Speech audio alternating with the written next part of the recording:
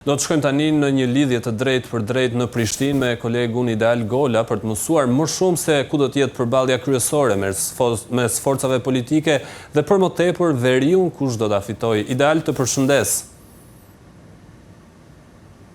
Përshëndetje dhe pryqëri. Partitë duket se mësuan nga zgjedhjet e shkurtit dhe nuk ka qenë një fushatë elektorale me ofendime, kërcënime, por debate konstruktive, apo jo? Pra, si shkoi kjo fushatë dhe çfarë mund të veçojmë? Fushata mund të konsiderohet ndoshta me qetë nëse i referohemi gjuhës, siç e thatë edhe ju, po ndoshta edhe për nga natyra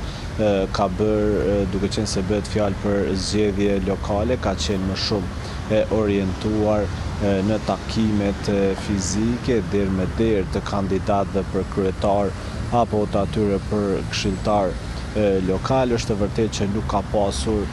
as shumë gjoba, por as shumë polemika rreth fushatës, ndoshta mund të konsiderohet edhe pak e zbet në kuptimin e premtimeve, me që jemi në një pikë ku premtimet tashmë po përsëriten pasi qytetarët në komunat e Kosovës vijojnë të kërkojnë shërbime bazike siç është uji i pishëm apo rregullimi i sistemit të ujrave të zeza apo mbeturinat.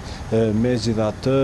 duke qenë se ka pasur edhe zhvillime të shumta shoqëruar këtu edhe me ngërqje në nivelin qendror, ndoshta fushata dhe zgjedhjet lokale kanë qenë në plan të dytë, por sigurisht kjo vështruar nga Prishtina, pasi në të gjitha komunat kandidatët janë munduar që të shpalosin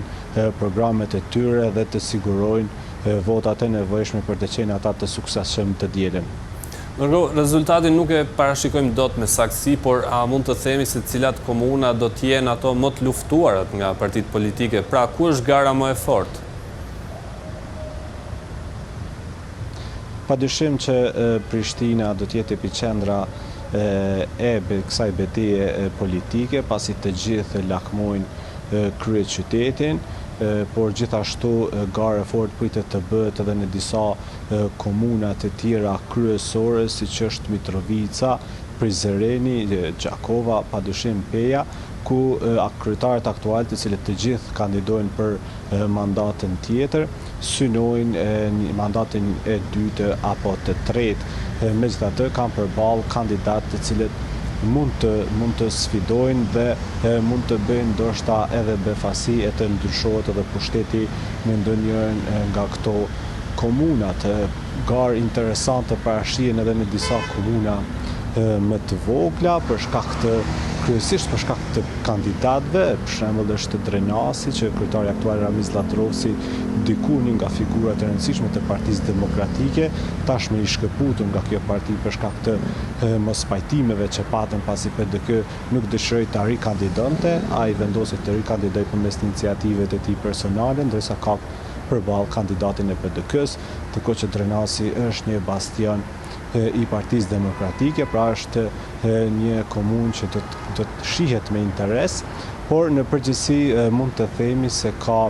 le të themi garë të fortë kryesisht në këto 7 qytetet kryesore të vendit, ku